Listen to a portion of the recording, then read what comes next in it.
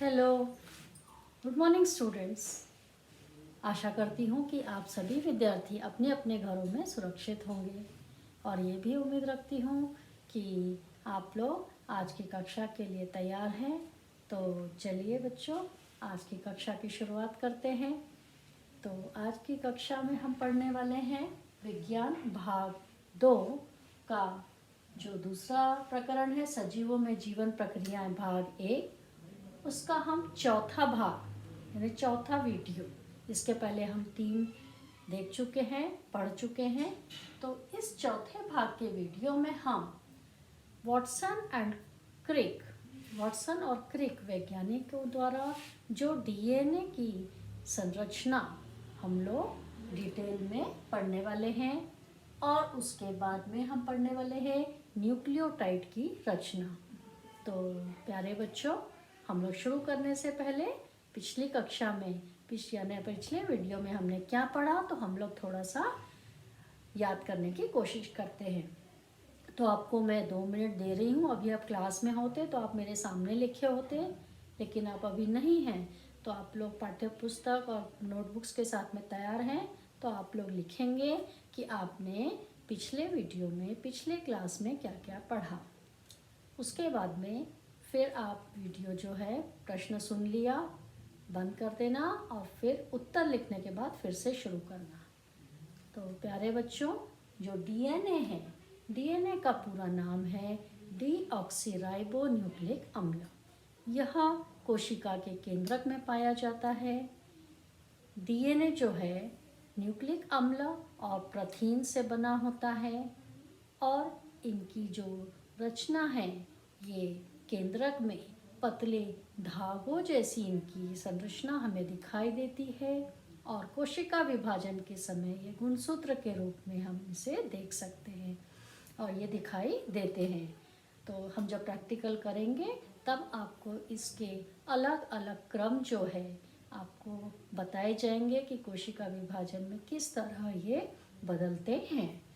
तो यहाँ पे बच्चों, हम लोग ये पिछले कक्षा में एक कृति ये देखी थी आपने। तो यहाँ पे देखिए, ये डीएनए जो है एक लचीली सीढ़ी की तरह होता है।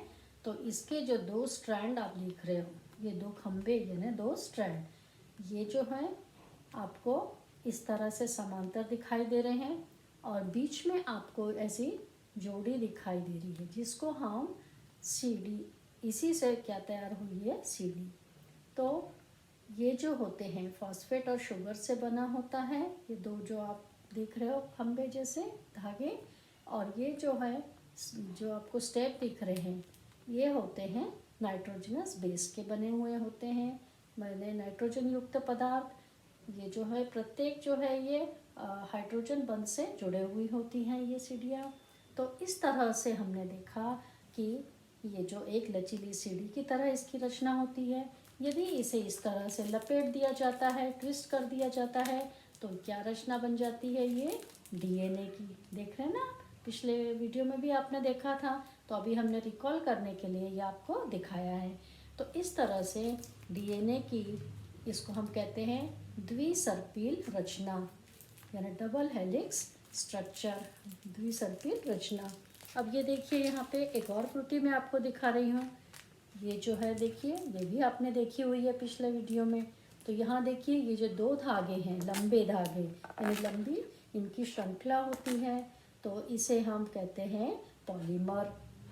अब ये श्रृंखला जो है हम जानेंगे इस कृति में कि ये छोटे छोटे आपको मणि दिख रहे हैं, बीड्स जिसको कहते हैं। तो यहाँ पर इस कृति में ये बीड यानी क्या है, मोनोमर है। तो यहाँ पे हम देखे कि हजारों मोनोमर से मिलकर एक लंबी श्रृंखला तैयार होती है जिसे हम पॉलीमर कहते हैं। तो इस तरह से हमने ये कृति के माध्यम से ये चीज़ समझी। अब यहाँ पे हम आगे देखेंगे कि जब डीएनए जो होता है, ये के अणु जो है, अणुखंड को हम जीन कहते हैं। फिर डीएनए अणु में होने वाली न्यूक्लियोटाइड की विविधतापूर्ण रचना के कारण भिन्न भिन्न प्रकार के जनुक बनते हैं। यह जनुक एक ही कतार में होते हैं, यानी इनकी एक ही कतार में ये रची हुई होती है लाइन में। जनुक कोशिकाओं और शरीरों की कार्य और रचना इस पर नियंत्रण रखते हैं। इतना ही नहीं, जनुक जो है वो आनुवंशिक लक्षण माता और पिता को उनकी संतान तक संक्रमित करते हैं, इसीलिए उन्हें आनुवंशिकता के कार्यकारी घटक कहा गया है। तो प्यारे विद्यार्थियों, हमने अभी पिछली कक्षा में जो पढ़ा है उसके बारे में हमने रिवाइज किया। तो हम लोग आगे बढ़ते हैं। तो हम लोग आगे अब क्या पढ़ेंगे कि डीएनए की रचना जो वाटसन और क्रिक वैज्ञानिक ने समझाई थी। तो यहाँ देखिए बच्चों बोर्ड पर, ठीक है। तो यहाँ पे आप देख रहे हो कि ये दो समांतर धागे हैं, एक दूसरे से लपेटे हुए होते हैं। ये डीएनए के दो धागे सीडी के नमूनों की तरह जो है होते हैं। प्रत्येक खंबा बारी बारी से जुड़ी हुई शर्करा के अणु, ये जो आप देख रहे हो, ये शर्करा और फास्फोरिक अम्ल के होते हैं, यानी शुगर और फॉस्फेट। आपको इंग्लिश वर्ड भी आप फॉलो कर सकते हैं, आपकी बुक में भी हिंदी और इंग्लिश दोनों में लिखा हुआ है। तो यहाँ पे ये जो धागे आपको दिख रहे हैं लपेटे हुए, ये होते हैं शर्करा और फास्फोरिक अम्ल से बने हुए, और ये जो सीढ़ियाँ आपको दिख रही है ये होती है नाइट्रोजन युक्त पदार्थ की। तो यहाँ पे डीएनए अणु का प्रत्येक धागा न्यूक्लियोटाइड नामक अनेक छोटे छोटे अणुओं से मिलकर बनता है, जो हमने इस कृति के माध्यम से समझा। ठीक है। तो यहाँ पे अब देखेंगे आप कि लपेटे हुए होने के कारण यहाँ पे दो लूप बनते हैं। ये देखिए, ये लाइन आपको दिख रही है, ये एरो भी दिख रहा है। तो ये हो गया आपका वन टर्न। क्या हो गया बच्चों? वन टर्न, यानी एक फेरा। तो एक टर्न में कितने ग्रुप हो गए? दो हो गए। ये दो ग्रुप ये आकार में कम ज्यादा होते हैं, यानी ये इनका आकार असमान होता है। तो बड़े ग्रुप को हम मेजर ग्रुप कहते हैं और छोटे ग्रुप को हम माइनर ग्रुप कहते हैं। तो यहाँ पे हम देखेंगे कि ये एक टर्न की लंबाई, ये देखिए यहाँ से यहाँ तक ये लाइन आप देख रहे हैं, इसकी लंबाई होती है 3.4 नैनोमीटर। और यहाँ पे हम ये भी देखेंगे कि मनुष्य में एक डीएनए अणु की लंबाई लगभग 1 मीटर होती है। फिर एक टर्न में यहाँ पे 10 बेस पेयर होते हैं। ठीक है। और ये दोनों नाइट्रोजन युक्त पदार्थ के बीच में जो अंतर है, ये सीढ़ियाँ दिख रही है ना नाइट्रोजन बेस की, नाइट्रोजन युक्त पदार्थ की, मैं इंग्लिश में भी बोल रही हूँ, हिंदी में भी बोल रही हूँ। तो यहाँ पे 0.34 नैनोमीटर होती है। और यहाँ पे ये जो व्यास होता है, डायमीटर, दोनों के बीच का अंतर दो लूप का, वो होता है 2 नैनोमीटर, ये दोनों लूप के बीच का व्यास। तो न्यूक्लियोटाइड की रचना में शर्करा के एक अणु से नाइट्रोजन युक्त पदार्थ का अणु तथा फास्फोरस अम्ल का एक अणु जुड़ा होता है। तो नाइट्रोजन युक्त पदार्थ 4 प्रकार के होने के कारण यहाँ पे आप 4 देख रहे होंगे, एडेनिन, थाइमिन, साइटोसिन और ग्वानिन। ऐसे 4 प्रकार के नाइट्रोजन युक्त पदार्थ होते हैं। तो ये हो गई बच्चों डीएनए की रचना, जो हमने 2 कृतियों के माध्यम से समझी और यहाँ बोर्ड पर भी इनके बीच का अंतर समझा। तो आशा करती हूँ कि आपको ये डीएनए की रचना समझ में आई होगी। तो हम लोग आगे बढ़ते हैं। अब न्यूक्लियोटाइड की रचना, अभी हमने कहा ना कि मोनोमर एक न्यूक्लियोटाइड है, तो अब न्यूक्लियोटाइड की रचना क्या होती है, तो ये हम देखेंगे। एक एक छोटी छोटी कृतियाँ बनाई हैं यहाँ पे समझने के लिए। तो ये है बच्चों न्यूक्लियोटाइड की रचना। तो यहाँ पे 3 समूह बहुत ज़रूरी है, ये इम्पॉर्टेंट है, ये महत्वपूर्ण जो है यहाँ पे शुगर, फॉस्फेट और नाइट्रोजन युक्त पदार्थ। तो यहाँ पे हम देखेंगे अब पहला इसमें से ये जो शुगर नीचे आपको दिख रहा है ना, ये पेंटोज शुगर, इसकी रचना हम समझेंगे। तो अब यहाँ पे देखिए कि ये किस प्रकार से है। ये देखिए, ये दो रचना आपके सामने दिख रही है। तो ये सबसे पहला समूह है शर्करा, शुगर जिसको हम कहते हैं। तो यहाँ देखिए ऊपर आपको ऑक्सीजन दिख रहा है और सीधे हाथ की तरफ से ये C1 C2, ठीक है, C1 C2 C3 C4 और ये C5, ये एक रचना हो गई। इधर आपको नाइट्रोजन बेस दिख रहा है ना, नाइट्रोजन आधार। अब दूसरी रचना देखिए, यहाँ पे एक और दी गई है।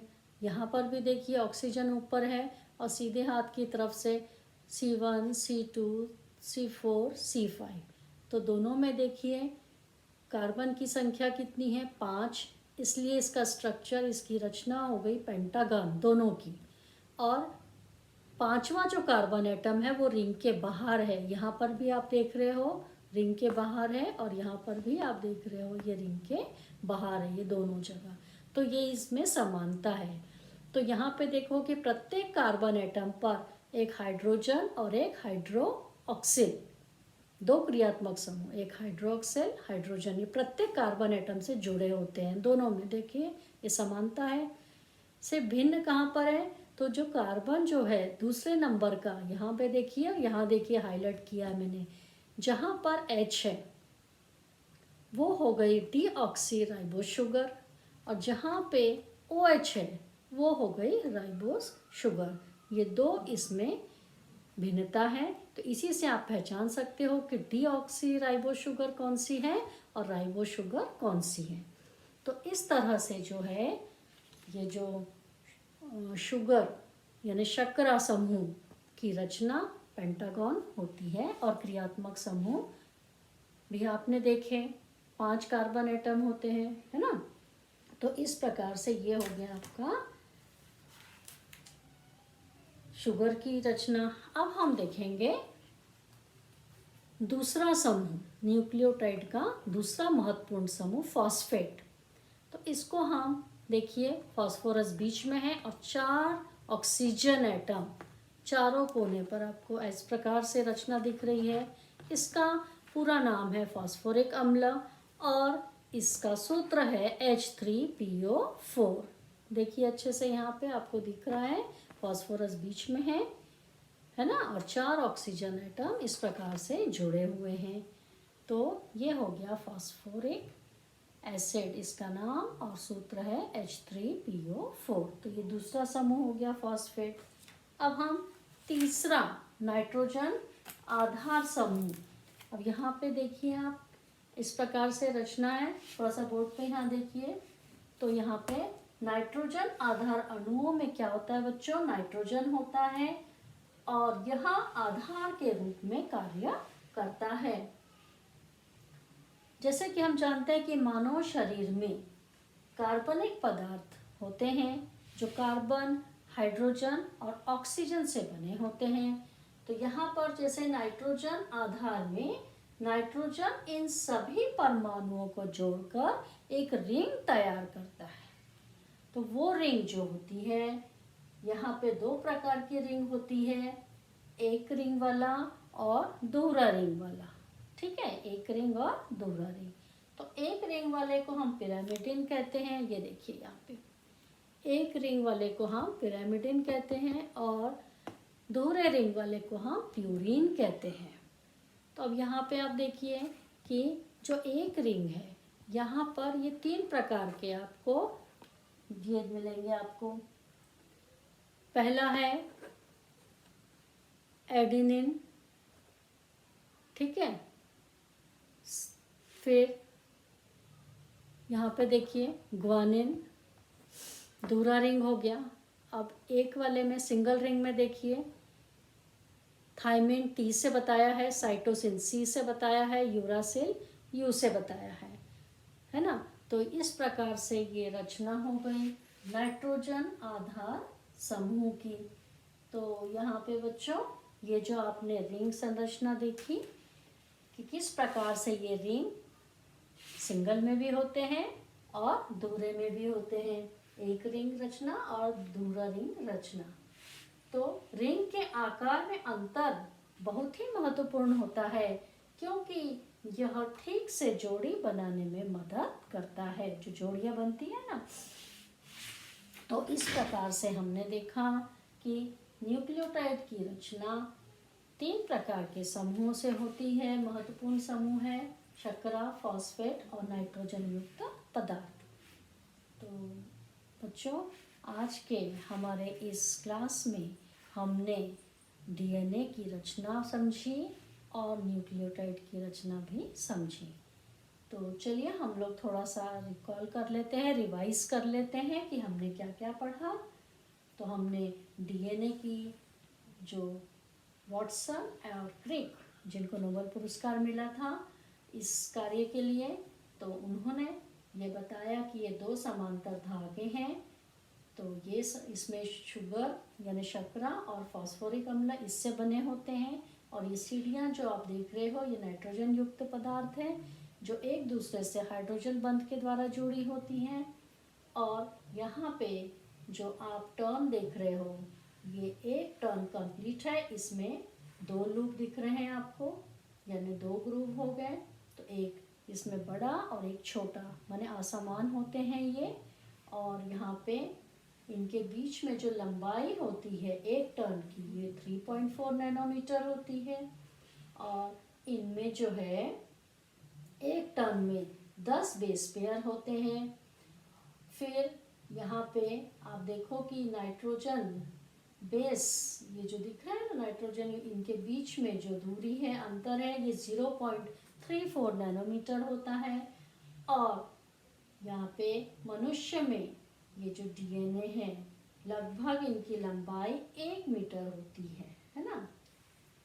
और ये दोनों आप देख रहे हो धागे, जो आप बोलते हो लूप्स, ये इनके बीच में जो अंतर होता है वो होता है 2 नैनोमीटर का। और 4 प्रकार के नाइट्रोजन युक्त पदार्थ पाए जाते हैं, एडेनिन, थाइमिन, साइटोसिन और ग्वानिन। अब यहाँ पे ये हमने डीएनए की रचना देखी। न्यूक्लियोटाइड की रचना में 3 प्रकार के महत्वपूर्ण समूह हैं, शर्करा, फिर फॉस्फेट और तीसरा नाइट्रोजन युक्त पदार्थ।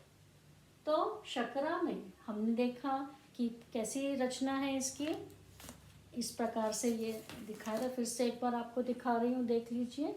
ये न्यूक्लियोटाइड की रचना है। एक तरफ आपको पेंटोज शुगर दिख रही है, इधर फॉस्फेट ग्रुप दिख रहा है ऊपर, इधर नाइट्रोजन का आधार दिख रहा है। तो इस प्रकार से ही एक न्यूक्लियोटाइड की रचना होती है। ऐसे बहुत सारे न्यूक्लियोटाइड हमारे इसमें पाए जाते हैं। तो यहाँ पे सबसे पहला जो समूह है ये है, फिर से देख लीजिए, शर्करा। इसमें 5 कार्बन एटम होने के कारण इसकी रचना होती है पेंटागन। और 5वां जो होता है कार्बन, वो हम रिंग के बाहर आपको दिखाई दे रहा है। ये देखिए रिंग के बाहर है, यहाँ पर भी रिंग के बाहर है। सिर्फ हमारे को अंतर कहाँ दिखाई देगा, कार्बन दूसरी संख्या जो दूसरे जगह पर पोजीशन, दूसरे नंबर के कार्बन पर यह हाईलाइट किया गया है। जिसमें हाइड्रोजन है तो डीऑक्सीराइबोस शुगर कहलाएगा, और जिसमें OH है वो राइबोस शुगर कहलाएगा, है ना। तो ये प्रमुख अंतर है, बाकी पूरी रचना सेम है। क्रियात्मक समूह हाइड्रोक्सिल और हाइड्रोजन दोनों में दिख रहे हैं आपको। तो इस तरह से ये राइबोस शुगर और डीऑक्सीराइबोस शुगर, ऐसी रचना है इनकी। उसके बाद में तीसरा है नाइट्रोजन आधार समूह। तो इस प्रकार से इसमें नाइट्रोजन जब एक दूसरे से जुड़कर एक रिंग बनाते हैं, तो यहाँ पे रिंग जो है 2 प्रकार की होते हैं। एक होता है एरा यानी सिंगल रिंग वाला, और एक होता है दोहरा वाला। तो इकेरे को हम कहते हैं, सिंगल वाले को हम पिरामिडिन और दोहरे वाले को प्यूरिन। तो पिरामिडिन में आप देखिए 3 प्रकार आपको दिखेंगे। यहाँ पे थाइमिन T से आपको दिख रहा है, फिर साइटोसिन C से दिख रहा है, और यूरेसिल U से दिख रहा है। उसके बाद में आप यहाँ देखिए प्यूरिन में क्या दिख रहा है आपको, एडेनिन A से लिखा गया है, और यहाँ पे ग्वानिन G से लिखा गया है। तो इस प्रकार से आप 2 प्रकार के जो है प्यूरिन्स देखे और 3 प्रकार के पिरामिडिन्स देखे। तो ये रिंग के आकार में अंतर जो बहुत ही महत्वपूर्ण होता है अभी हमने बताया, क्योंकि ये जोड़ी बनाने में प्रॉपर जोड़ी बननी चाहिए, उसमें ये मदद करता है। तो प्यारे बच्चों, आशा करती हूँ कि आपको ये समझा होगा। आप लोग इसको देखिए, टेक्स्ट बुक खोलिए और उसे पढ़िए, रिलेटेड पेज नंबर खोलिए। तो चलिए बच्चों, आज के लिए इतना काफ़ी है। ये आप थोड़ा थोड़ा करते जाइए और ये प्रैक्टिकल इसके बाद वाला जो वीडियो आएगा वो कोशिका विभाजन पे रहेगा, तो उस समय हम प्रैक्टिकल का भी साथ में ही लेंगे। तो हम लोग आज की कक्षा यहीं पर समाप्त करते हैं। तो हम लोग मिलते हैं बच्चों नेक्स्ट क्लास में। Thank you students.